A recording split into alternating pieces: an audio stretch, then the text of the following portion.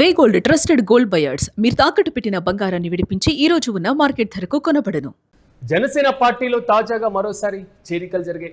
విజయవాడకు చెందినటువంటి బ్యాడ్మింటన్ క్రీడాకారుడు వ్యాపారవేత్త గుడిపాటి సీతారాం జనసేన పార్టీలో చేరారు. గుడిపాటి సీతారాం సతీమణి యువ గాయని శ్రీలలిత. ఇటీవలే ఆమెను ప్రధానమంత్రి నరేంద్ర మోదీ కూడా ప్రశంసించారు. సమాజ సేవలో చురుగ్గా ఉండేటువంటి గుడిపాటి సీతారాం మంగళగిరిలోని పార్టీ కేంద్ర కార్యాలయంలో ఆంధ్రప్రదేశ్ ఉప ముఖ్యమంత్రి జనసేన అధినేత పవన్ కళ్యాణ్ సమక్షంలో జనసేనలో చేరారు. ప్రధానంగా పవన్ కళ్యాణ్ నేషన్ ఫస్ట్ అనేటువంటి దృక్పథంతో కలిగి ఉన్నటువంటి నేతని, ఆయన నాయకత్వంలో అడుగులు వేయాలనేటువంటి ఉద్దేశంతోనే జనసేన పార్టీలో చేరానని సీతారాం తెలిపారు. జనసేన పార్టీ సిద్ధాంతాలకు, పవన్ కళ్యాణ్ ఆశయాలకు అనుగుణంగా పనిచేస్తానన్నారు సీతారాం. మరోవైపు గుడిపాటి సీతారాం యువతలో క్రీడలను ప్రోత్సహించడానికి గుడిపాటి ఫౌండేషన్ ప్రారంభించారు. రాష్ట్ర స్థాయి బ్యాడ్మింటన్ ఛాంపియన్షిప్ పోటీలను కూడా నిర్వహించారు. గుడిపాటి ఫౌండేషన్ ద్వారా విజయవాడతో పాటుగా పరిసర ప్రాంతాల్లోని నిరుపేద కుటుంబాలకు, కార్మికులకు నిత్యావసర వస్తువులు, సేవా కార్యక్రమాలు చేస్తుంటారు. అలాగే ప్రతిభావంతులైనటువంటి పేద విద్యార్థులకు ఆర్థిక సహాయాన్ని అందిస్తుంటారు. వారికి అవసరమైనటువంటి ఫీజులు, పుస్తకాల పంపిణీ వంటివి అందజేస్తూ ఉంటారు. అలాగే పేదల కోసం ఉచిత వైద్య శిబిరాల నిర్వహణ, ఉచిత మందుల పంపిణీ చేయడం వంటి పనులను ఫౌండేషన్ ద్వారా చేశారు.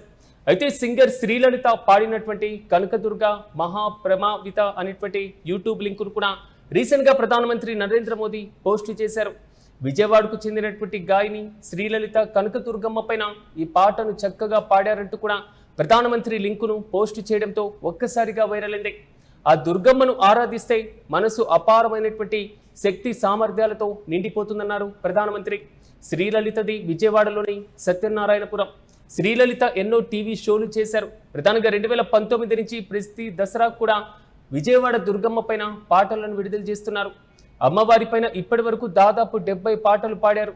ఆమె కాంతార సినిమాలోని వారాహ రూపం అనేటువంటి పాటకు కూడా కవర్ సాంగ్ చేయగా యూట్యూబ్లో అందరినీ ఆకట్టుకుంది.